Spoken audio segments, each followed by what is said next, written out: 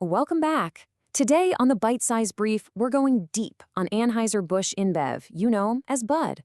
Now, this isn't just another quarterly update. Something massive has just happened inside the world's biggest beer company, a fundamental shift that's been nearly a decade in the making. After years of being weighed down by staggering debt, the company has finally reached a crucial turning point.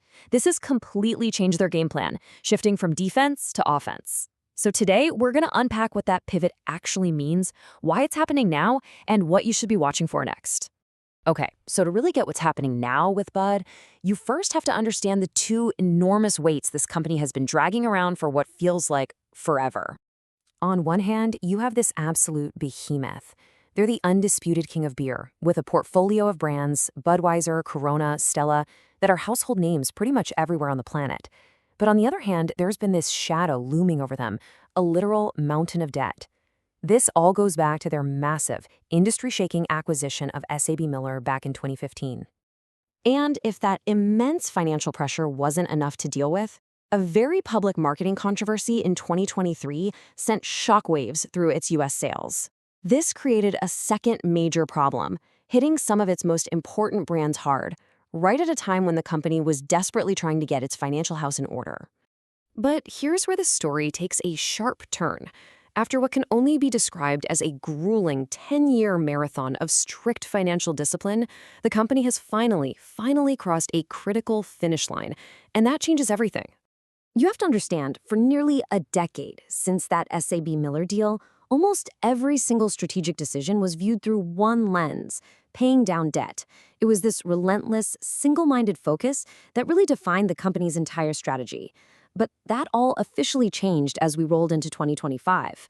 And this is the magic number right here, 2.87. That's the company's net debt to EBITDA ratio. Now, why does that matter so much? Well, think of it like your personal debt-to-income ratio. For the first time in a decade, that number finally dropped below the company's target thresholds of 3.0. This wasn't just some number on a spreadsheet. It was a green light. It was the signal that unlocked a complete strategic shift. So with the financial handcuffs finally loosened, Bud immediately announced a totally new game plan. The focus was no longer just about debt reduction. It pivoted to two brand new priorities: rewarding shareholders and, critically, fueling new areas of growth.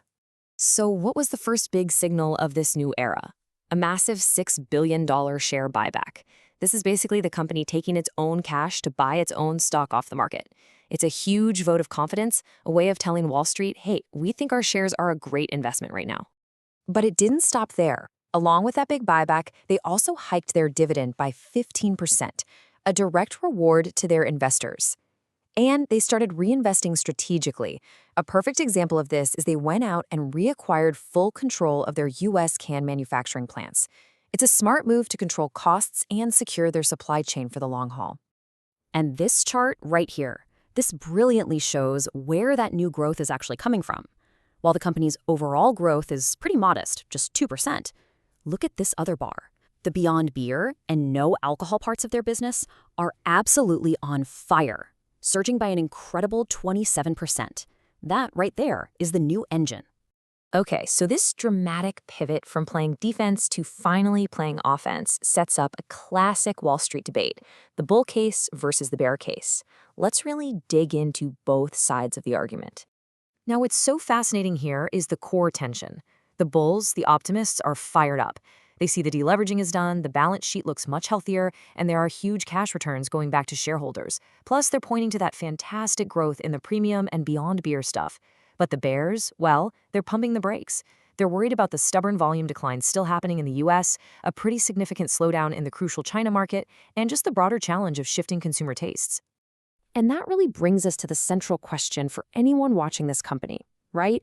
Is this newfound financial firepower in this new growth strategy going to be enough to finally overcome these old, persistent headwinds? Well, the company isn't just sitting around and hoping for the best. They are betting big on a massive global event to act as a major catalyst and, they hope, prove the bulls right. I'm talking about the 2026 FIFA World Cup. It's being hosted across North America, and the company itself is calling it their biggest category activation opportunity. It's going to be a massive test. can they use the world's biggest sporting event to really reignite volume growth for their mega brands, especially in those key battleground markets like the US and China. So there you have it, the story of the pivot at Anheuser-Busch InBev. The long, painful marathon of debt reduction is officially over, and a totally new race for growth and shareholder value has just begun. That wraps up today's deep dive on Anheuser-Busch InBev. For a sharper, more candid discussion, join us on the full audio podcast. Drop your questions and takes in the comments. We read every one.